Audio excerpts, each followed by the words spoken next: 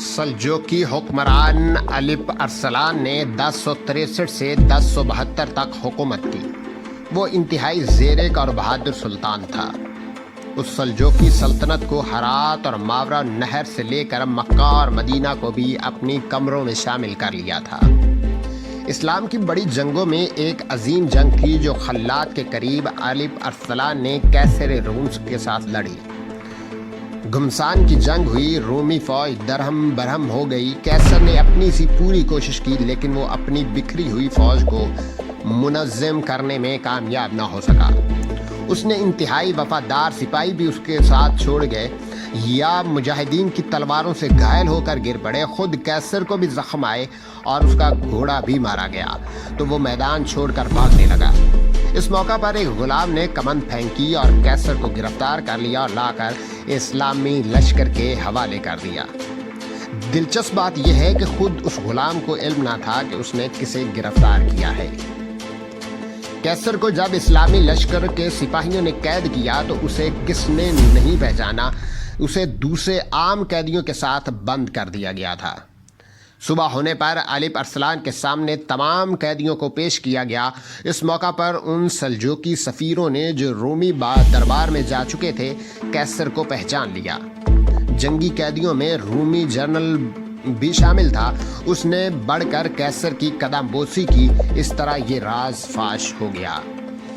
الیپ ارسلان نے اس موقع پر دنیا کی اتنی بڑی مملکت کے شہنشاہ کے ساتھ جو شریفانہ اور مہذبانہ سلوک کیا وہ مثالی ہے۔ کچھ دیر پہلے ہی کیسر روم لاکھوں کی فوج لے کر مسلمانوں کی بستیوں کو اجاڑنے کے در پہ تھا اور اسلامی علاقوں پر حکومت گرنے کے خواب دیکھتا رہا تھا۔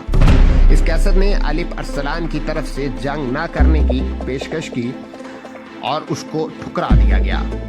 یہی کیسر تھا جس کے روبو اور دبدبے سے روم کے لوگ کانپتے تھے۔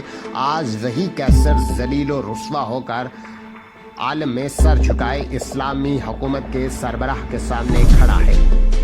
الیپ ارسلان نے اپنے بدترین دشمن سے عزت کا جو برتاؤ کیا اس کی تعریف سخت متعصب یورپی مورخین تک نے کی ہے۔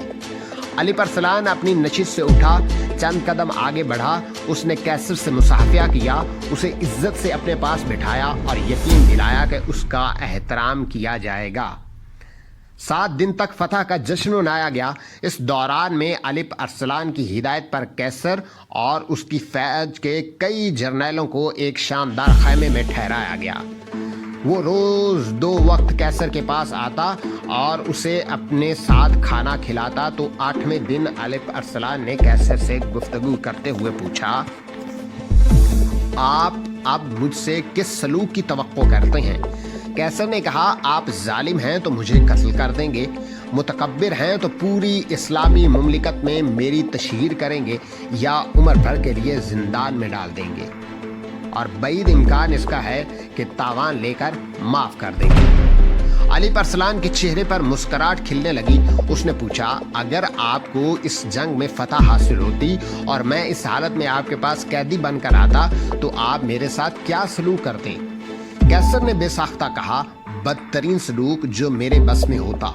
ایک مورخ نے لکھا کہ میں آپ کو بہت سے کوڑے لگواتا۔ الیپ ارسلان نے کہا، اب مجھے آپ کی ذہنیت کا حال معلوم ہو گیا، کیوں نہ میں آپ کے ساتھ یہی سلوک کروں؟ کیسر نے اس موقع پر ایک تاریخی جملہ ادا کیا اور کہا، آپ نے میری ذہنیت کا انجام بھی تو دیکھ لیا ہے۔ الیپ ارسلان ہنس پڑا۔ اس نے کہا، میں دین حق کا پیروکار ہوں۔ اسلام امت و سلامتی کا پیغام دیتا ہے۔ جو سلوک آپ میرے ساتھ کرنا چاہتے تھے وہ میں آپ کے ساتھ نہیں کروں گا۔ الیپ ارسلان نے کیسر سے معاہدے کے بعد اسے قیمتی تحائف پیش کیے۔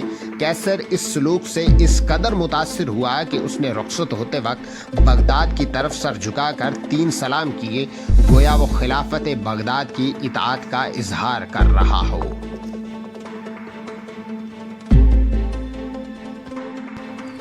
سلجوقیوں کا ظہور اور عروج تاریخ اسلام کا ایک درخشاں باب ہے۔ وہ صفحہ تاریخ پر اس وقت نمودار ہوئے جب خلافت عباسیہ کے شجر اقبال کو گھن لگ چکا تھا۔ سلجوقی خلفۂ عباسیہ کے پشتبان بن گئے۔ انہوں نے نہ صرف عباسی سلطنت کو مٹنے سے بچا لیا بلکہ ایک بار پھر دنیا میں مسلمانوں کی عظمت اور سطوت کا سکہ بٹھا دیا۔ وہ جہاں اسلام کے بازو اور شمشیر تھے، وہاں انہوں نے تہذیب و تمدن اور علم و ہنر کی ایسی شمع روشن کی کہ سارا جہان ان سے منور ہو گیا۔ سلجوقی فرمانرواؤں میں سلطان طغرل بیگ، سلطان الف ارسلان اور اس کے فرزند ملک شاہ کو تاریخ میں لازوال شہرت حاصل ہے۔ ان تینوں میں الف ارسلان کو یہ خصوصیت حاصل ہے کہ اس نے سلطان طغرل بیگ کی تاسیس کی ہوئی سلجوقی سلطنت کی بنیادیں اتنی مضبوط کر دیں کہ دنیا میں صدیوں تک عہد سلاجقہ کے سیاسی اور تمدنی اثرات محسوس کیے جاتے رہے۔ سلطان الف ارسلان کے خاندان کا تعلق وسط ایشیا کے غز ترکوں کے ایک قبیلے سے تھا جو 4 صدی ہجری کے وسط میں یا اس سے کچھ پہلے مشرف با اسلام ہو گیا تھا۔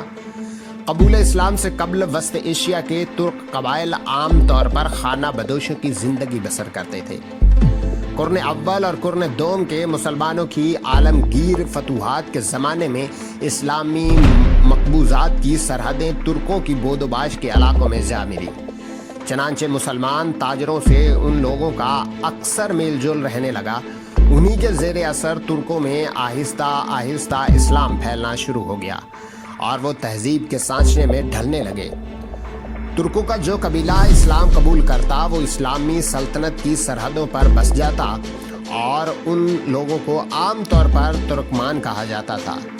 غز ترکوں کے ایک قبیلے نے 4 صدی ہجری کے وسط میں جا کر اس سے کچھ پہلے اپنے وطن سے ہجرت کر کے ماورا نہر کا رخ کیا اور وہاں پہنچ کر نواحِ جند میں اقامت اختیار کر لی۔ یہاں کچھ عرصے کے بعد یہ قبیلہ اسلام کے دائرے میں داخل ہو گیا۔ اس قبیلے کا سردار سلجوق بن دقاق تھا۔ یہ سلجوق سلطان الف ارسلان کا مورخ اعلیٰ تھا اور اس کے نام کی نسبت سے اس کے خاندان اور نسل کو سلجوقی کہا جاتا تھا۔ سلجوق ایک مرد مجاہد تھا۔ جب کبھی وحشی ترک اس کے علاقے کی طرف بڑھتے وہ اس کے سامنے سیسا سپر ہو جاتا اور اپنے کافر بھائی بندوں سے لڑ بھڑ کر مسلمانوں کے مال و جان کو بچا لیتا تھا۔